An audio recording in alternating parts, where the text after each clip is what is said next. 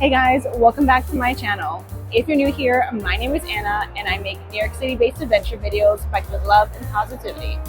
Today, we are at Grand Central Terminal and you can see the famous clock behind me in the lobby area. This is the second most visited tourist location in New York City. So in this video, I'm going to tell you everything you need to know about the history of the terminal. Okay, let's get going. Grand Central Terminal is a world-famous landmark located in Midtown Manhattan. It was opened to the public in February of 1913. The architecture is in the Beaux-Arts style. On the exterior of the building are sculptures of Mercury, Hercules, and Minerva atop the 42nd Street facade. This terminal is host to shopping, dining, the Metro-North Railroad, and a subway station which serves the 4, 5, 6, 7, and S subway lines. Many people call this Grand Central Station, but that's the incorrect term, as that refers to the US Post Office down the street or the subway station below.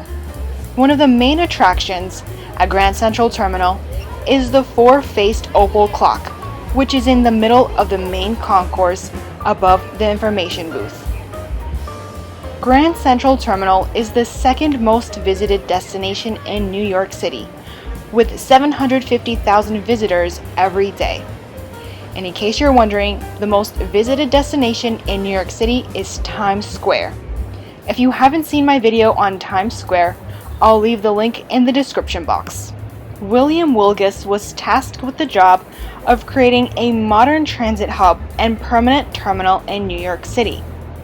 The construction took a decade. During this same time, there was a shift from steam to electric power, which allowed trains to go underground as they approached the station. Wilgus funded construction by leasing the land over the tunnels. He donated papers and pamphlets like these to the New York Public Library. If you haven't seen my video about the New York Public Library, I'll leave the link in the description box. In the main concourse, if you look up at the ceiling, you'll notice the beautiful blue color and the stars which are painted there. Back in the day, smoking was allowed here. The black ash ended up rising to the ceiling and covering it with a layer of black soot.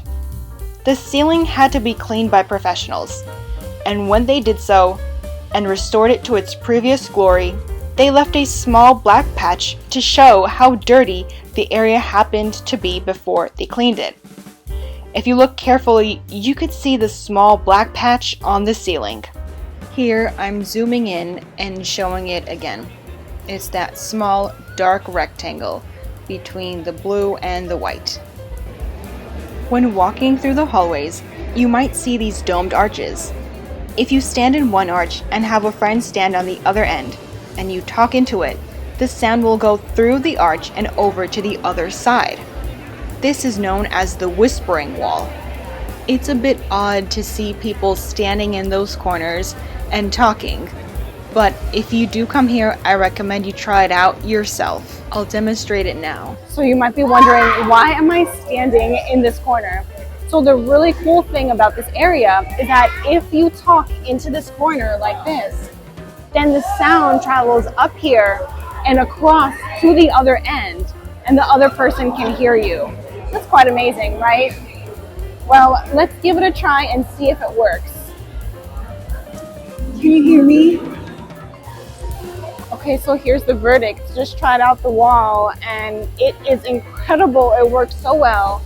It's like you're basically talking to the other person, like through the wall. You hear them like they're on the telephone, but it's just, I don't know, it's like Harry Potter stuff over here. It's magic. Did you know that a tennis club is located on the 4th floor of the terminal? Yes, it's true. It first opened in 1965. I couldn't film the area, but it's up there. The Campbell Bar is a small space with an incredible history. In 1923, it was the office of John W. Campbell, a financier and member of the New York Central Railroad's Board of Directors.